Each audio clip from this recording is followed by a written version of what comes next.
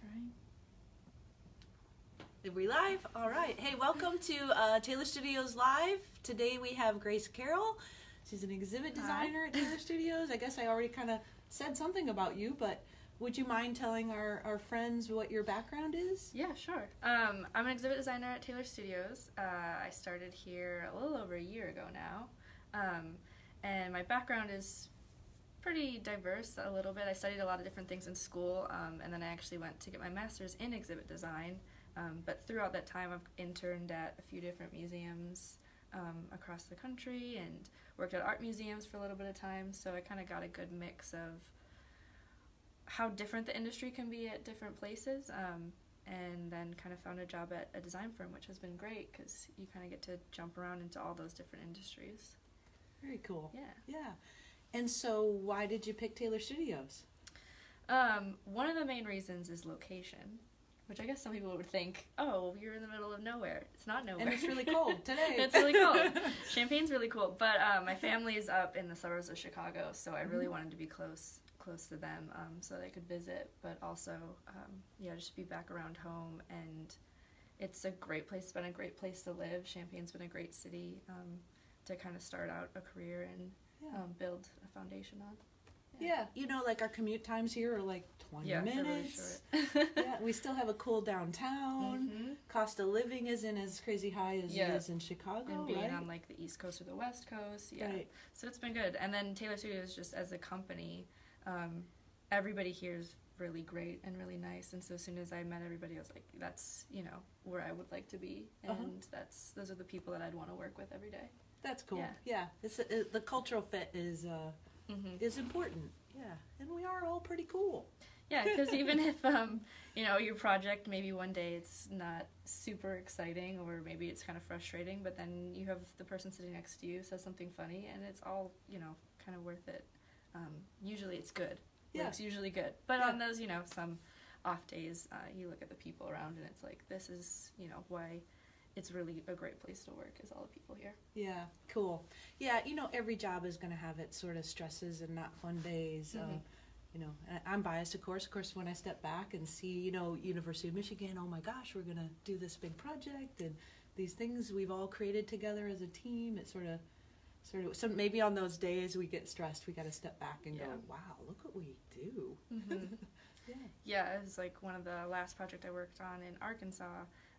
There was, a few times where it's like, oh, is this, going in the right direction? But then when you take a step back, and it was like a year ago, this was an empty rectangular room, and now we've put in huge exhibits, or at least plan to put in huge exhibits. And just like looking at that transformation is like, wow, that's huge, and it minimizes those small things that kind of like those rough patches, you don't even notice them, because the overall project is like the bigger picture, and that's what's really cool about it.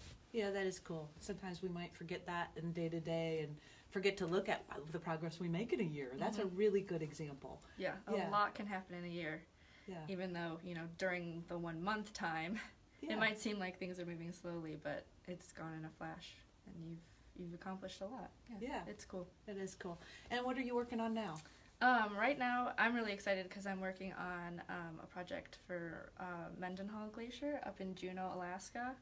So it's a pretty big switch in topic. So I'm really like researching ice cores and glacier science and things like that. And so that's really kind of exciting because it's different from the last project I was working on. Was much more of like a nature center. So I was working with like animals and the history of a mountain. And so it's fun to switch to something new and different, but it's cool. It's a cool space. We're just getting into it, which is like, this is the most exciting part too, where it's all the brainstorming and all the like, all ideas could happen. We just have to kind of figure out what really is going to be in the space. Cool. Yeah. And you got to go to Alaska. I did. Did anything interesting happen there? It was a really fun time. I had never been, so I was really excited to go. I mean, for work, I get to go to Alaska. I never knew if I would go to Alaska. Yeah. But while we were there, they had like their big snowstorm. So there was like, I want to say almost like 2 feet of snow.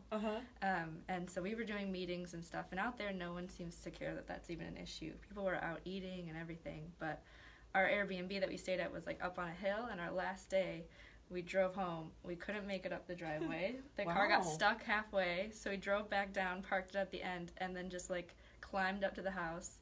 And then that next morning we had to leave at like 4 in the morning. And so we just dragged our suitcases down in the snow. Really? Yeah. Wow.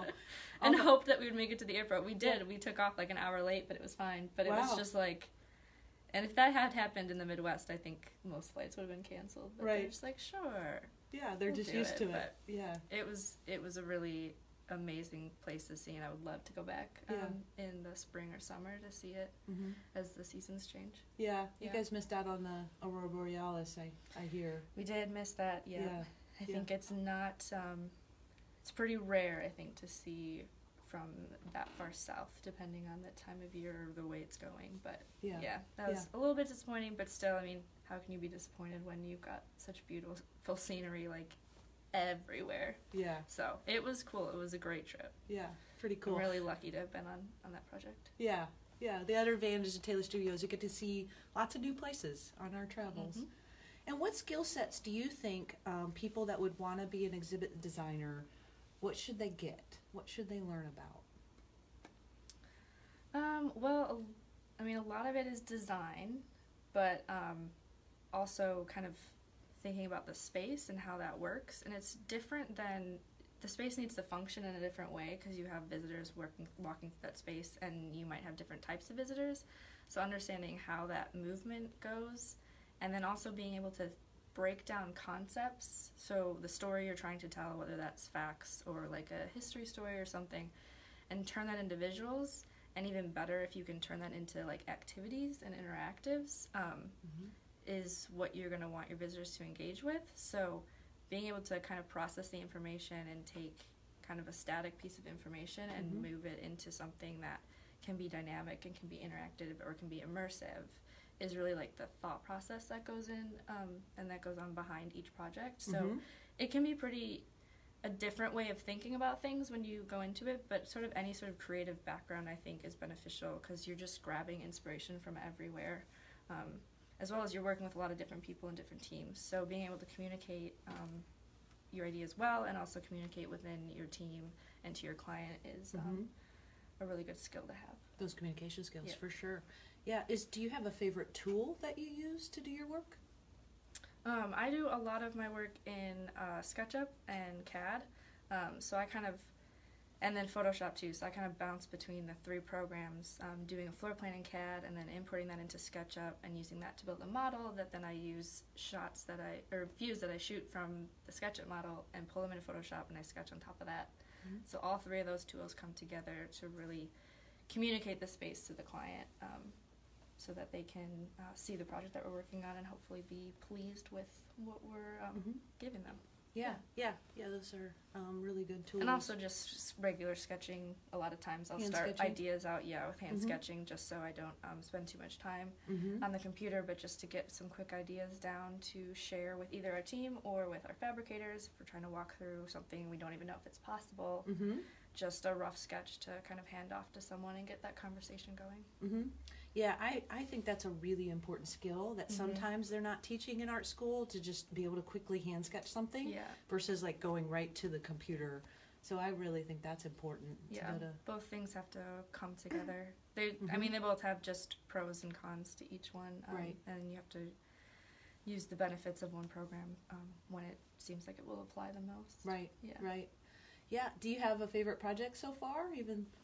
I think my favorite project right now still is the Alaska project, just because it's also at such a exciting phase and it's such a unique kind of exhibit. The Arkansas project will always kind of be one of my favorites because it was my first big full one that I did when I came here. So my first full year at the company was basically that project. So that will always be one that I'll kind of hold to your heart, hold dear, yeah, as a pretty big accomplishment that I'm pretty proud of. But I'm always excited to move on to the kind of next thing and try something new. Yeah. So, in somewhat of a brief time here, what surprised you about working at Taylor Studios versus past jobs or what you thought it might be? I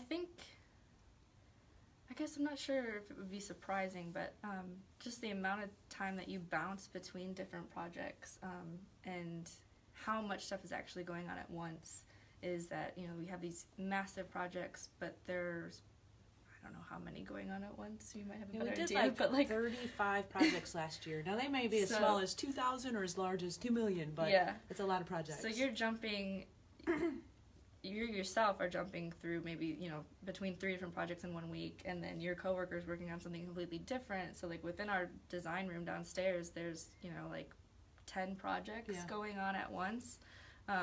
Which is pretty exciting because there's always something like you can be like, what are you working on? Or, you know, can you give me some inspiration for this thing I'm trying to figure out? And at Fab, they're always building different things too. So it's just so many pieces are moving at the same time on different things. And somehow it all works out. It's all managed pretty well. Yeah, we call that process. and we do, I mean, that's sort of a selling point, if I would make our own point, is that we are a process-oriented company, a combination of art and business. So you get all that art, but it has to be managed, you know, and there's always hiccups, but we use our unique process to do that. Yeah. Well, I think, anything else you want to share with our fans? I don't know. Taylor Studios is awesome. Cool. It's a great place. It's exciting work, and if you want to see more about it, I mean, check it out on Facebook, and I know we have Instagram and stuff like that. So. And LinkedIn. Yep. We try to share what we're working on, so you can kind of get sneak peeks of what we're doing. And behind the scenes is where it's really interesting. Yeah, and of course, go see all of our exhibits out there in the world. We've done over 650 in the 28 years we've been doing this, so there's a lot out there to go see. Well, thanks for joining us. I hope this was engaging for you, and you get to see another trade that happens here at Taylor Studios and what they do on their daily job. So thanks for joining us.